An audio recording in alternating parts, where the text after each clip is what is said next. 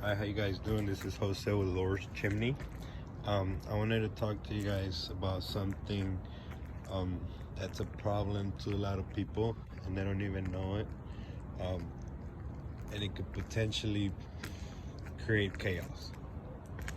Let me flip the screen here. I came to check this fireplace because they were having water problems. And I noticed that in the back of this chimney, just like in the back of many other chimneys, there is no cricket. A cricket is something built onto the roof, on the back of the chimney, that's gonna divert the water so the water could go around the chimney rather than doing what it's doing right now,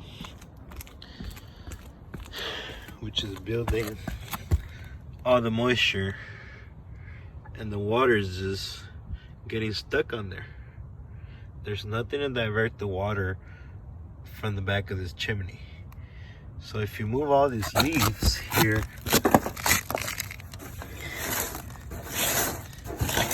look at how much water is in there.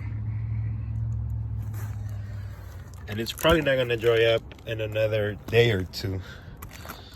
So the problem is, look at what it's doing to the actual flashing.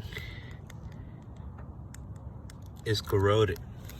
It's getting rusted because the water is being stuck there.